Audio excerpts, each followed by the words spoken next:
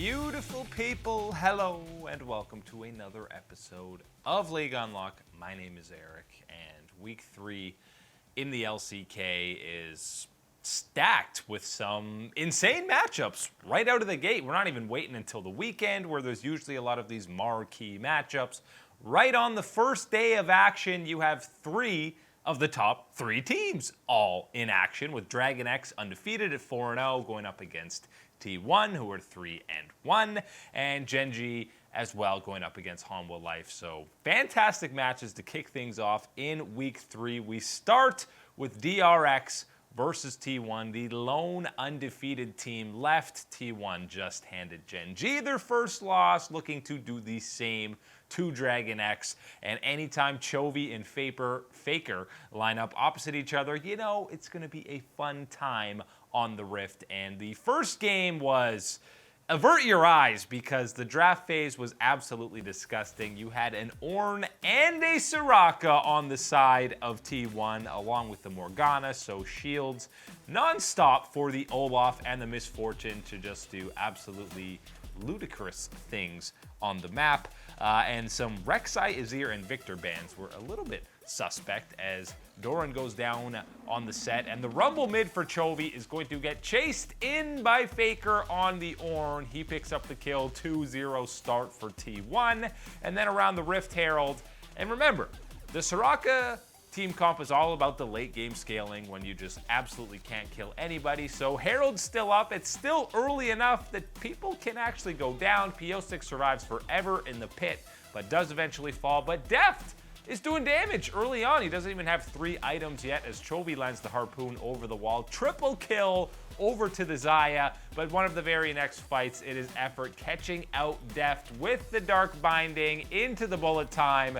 He gets immediately blown up alongside his buddy Kyria in the bot lane as T1 take this fight from there. I mean, 2 members already down. Chovy is running around on the outside, but you see Cuz chase him over the map. They would eventually chase down Chovy to grab 4 kills into their favor, and then you're getting north of 25 minutes is when this comp truly comes online. 2-man knock up for Faker, and then another Ram to knock up more. And check out Deft. He does his best. He has the Executioner's Calling in this fight. He has the Essence Reaver and the Infinity Edge. He's ready to pop off, but Teddy is taking absolutely everybody with the lifesteal combined with the Soraka heal. The Wish comes at the last minute, and after a team fight, everyone's at full health except for the Ornn, who also was just tanking disgusting amounts of damage. You can't win team fights at this point, even with the healing reduction, whether it is the Executioner's Calling or Morello's. It's not enough. 50%. Literally 50% healing is still absolutely disgusting on the Soraka. These team fights, T1 was just still at full health after them. Ends up being 19-6 in kills for them. 34-minute game. T1 takes game 1 against Dragon X, who look at the draft phase and say, okay, let's not run that one back. T1 learning from when Hanwha pumped them with the Soraka Yuumi. Game 2, DRX says, okay, get the Soraka out of here. We're banning that immediately. Great. They pick the Echo and the Kindred in the jungle for Piosik. A little bit of an interesting pick. 1-1 now in kills. Already 3 dragons over to Dragon X. We're in the mid lane as the bullet time from over the wall for Deft. This time it's Teddy who's playing the Xayah, and a nice Lamb's Respite from Piosik to stay alive, and the Xin Zhao, by the way, for Cuz. So double interesting jungle picks with a lot of bans going towards that jungle side as the set for Doran and Chovy are just kind of zoning everybody on the side, and it's 3 kills. It took a long time, but the Ornn would barely survive, but 3 kills over to Dragon X. And now around the Dragon, T1 does deny the soul and pick up the Infernal Drake, but the ensuing fight as Chovy comes in on the outside, it's not so good for T1. The flanks are multiple angles. Chovy, look how fast he moves on this Echo pick with the shield and the parallel convergence. Faker, he drops the gravity field, but Chovy literally just walks around it, gets up a huge shield, and eventually whacks the Victor in the mid lane as Doran flashes over for another kill. 8-3 now. They have to wait a little bit to get that Dragon Soul as Chovy pops the ulti back and does 60% of Effort's health immediately on the recon pick. The Elder, or the Dragon Soul, goes over to the Kindred, and that is, you know, it's going to be nasty now for any of these ensuing fights. 12-4. It was a 14k gold lead, and Dragon X didn't even give up a single turret to T1 on this match. Misfortune this time goes to DRX, and it's Deft who looks pretty good on it this time. Zaya goes over to Teddy, not as solid a performance, but Chovy picks up MVP for his Echo play. He was fantastic. His CS numbers were gross, and a lot of the flanks that he had in the team fights were game winning. So we go to game 3, and still no more Soraka, thank goodness. It is again flip-flopping 80 carries. Teddy gets the misfortune. Cuz is playing the jungle Nidalee, and he's doing the level 1 invade, but the prediction by Kyria to flash over. Teddy thinks he has heal, but he has barrier. First blood over, and that was so gross that we're actually going to watch it again, because the prediction from Kyria is nice. The sentiment from Cuz is not so nice, and that is a early potential snowball for Dragon X. And now the gank in the bot lane, well, you don't know it's a gank initially, and DRX are waiting in the bush. Deft thinks maybe he can turn something around, but this is now a 2v3. He pulls in the feathers. It doesn't matter. He goes down to Cuz on that Nidalee. The Ziggs for Chovy, usually a very passive laner, but he gets the satchel knockback onto Faker. Piosik is there to clean it up. Cuz tries to get a trade kill, but he doesn't land the fadeaway spear. 2-1, and then the game was absolutely in the control of Dragon X, even though they were down 3 dragons to 1. Then they go for Baron. The bullet time absolutely obliterates everybody. They do grab the big purple worm, but they lose 4 members. Only Chovy survives. And the way this starts is pressure from Dragon X in the jungle. They look to get ahead. Def pops the Feather Storm, and then they just instantly call for it. He flashes over the pit into Baron to start it up. So this entire team fight, he does not have a flash to his name, and still they decide to go for it. Eventually the bullet time absolutely rips through all of them. All of a sudden T1 is right back into the game, now fighting over this Dragon Soul, and it goes over to Piosik to deny it, but the fight is all T1. It's kind of reversed to what we saw in game 2. 3 kills go over, now 8-2, 9-2, as Chovy, who did such a good job of avoiding getting caught out, eats the entirety of a bullet time to go down. Rakan falls as well, and Teddy Def not left to do much on that Zaya. He's flashing, popping his ulti, it doesn't matter. Kana on the Renekton had a fantastic game. He was deathless, he drew so much pressure, he would actually end up getting his first ever MVP. Finished the game 4-0-6 as T1. Dominant fashion, 7-5 in turrets. It actually was very close, and as I mentioned, DRX were in the driver's seat. They didn't even need a Dragon Soul to do it, but T1 do exactly what they did to Gen.G, and that is hand them their very first series loss on the season. All 3 games kind of started, and you've got to expect that to be a theme going forward. All the talk was about Roach. Is he really good enough to be able to replace or step in the shoes of Khan? He doesn't have to, because it's Kana who has stepped up.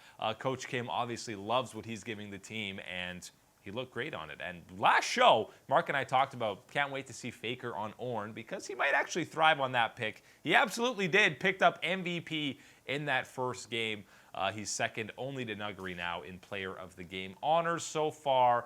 3-way tie at 4-1, Dragon X T1, and, well, Gen.G plays later in the day, but it's, again, T1, they just hand these guys their first losses like it's no business. That was a close series, but T1 definitely delivering so far in 2020 spring. Coming up after the break, the other match of the day is Cuvée, maybe looking for some revenge. He plays his former squad in Gen.G for the very first time.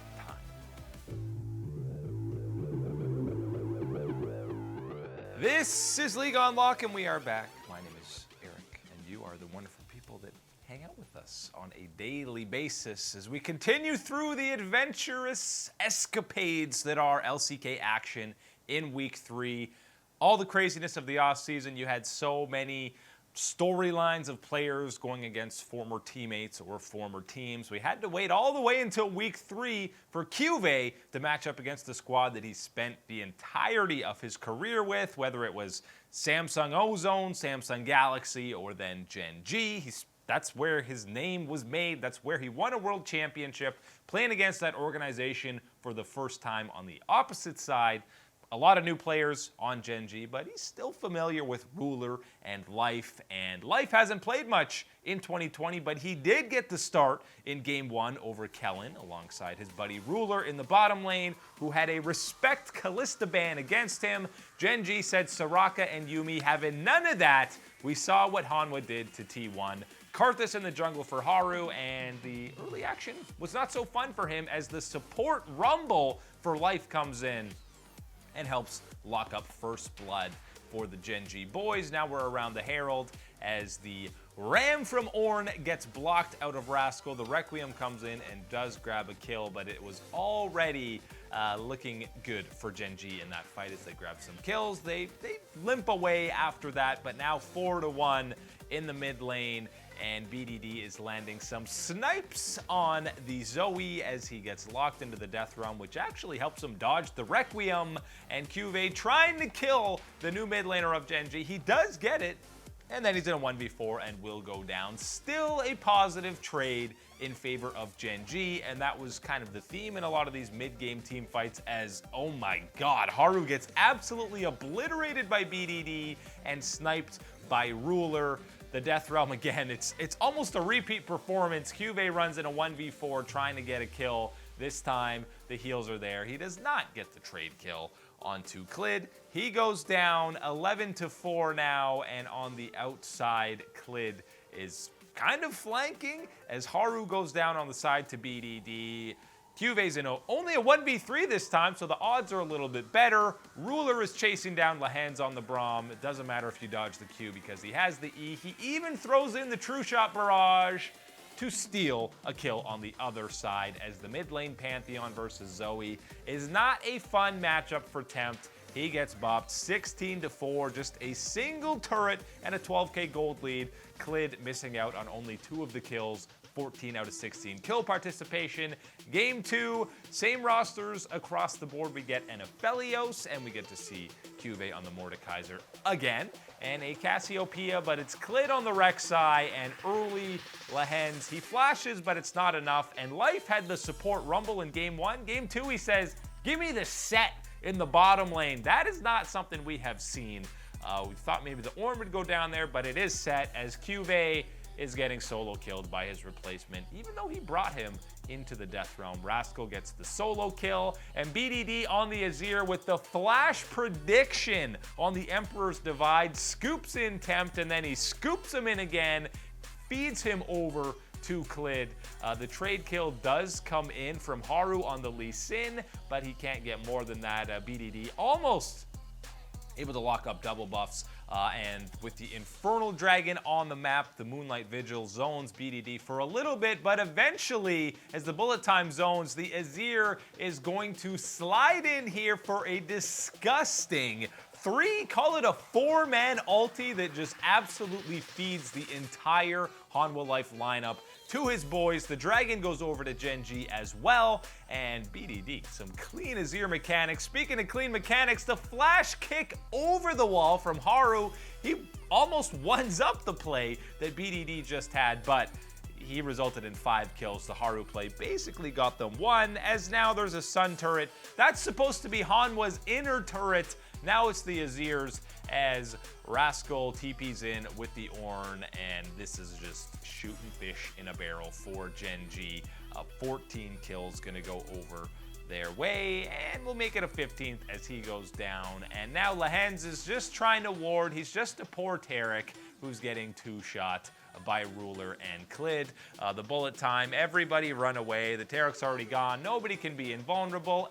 Another scoop for good luck. This time on to Vista's Aphelios, and Ruler is a fed late game misfortune. So yes, he does some disgusting damage. And even as support, it turns out that Set has a ridiculous shield that he can have.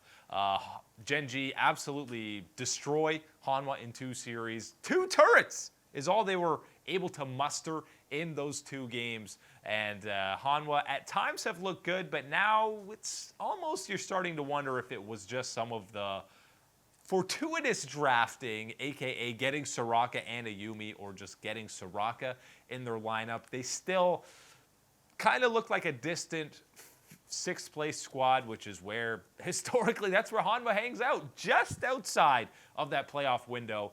Gen.G looked very reassuring. BDD on the Azir was absolutely insane. A well-deserved MVP in that second game. Clid locked it up in the first game for that ridiculous kill participation. But BDD, so far, we're really seeing, okay, it was just the shackles of KT Rolster that he was suffering from throughout a lot of 2019. He is still one of the premier mid laners in the LCK, and we have absolutely seen that as Gen.G. Just another series that they win in sub 60 minutes, 59 it took to take them down. They took 3 games against T1, and now it is 3 squads with that 4-1 record atop the table in the LCK. The only difference is T1 is the one who've handed the other 2 their sole loss, and their only blemish comes at the hands of that Soraka Yuumi draft. But all 3 squads still looking very good at that top half of the table. You should be excited if you're a fan of the LCK. The bottom half has a whole lot of issues going on, but at the very least you can say you have 3 teams that you should be pretty confident in putting up a solid showing anytime they're on the Rift. And Gen.G versus Dragon X also gets going in week 3, so we'll see more of those top 3 go head to head.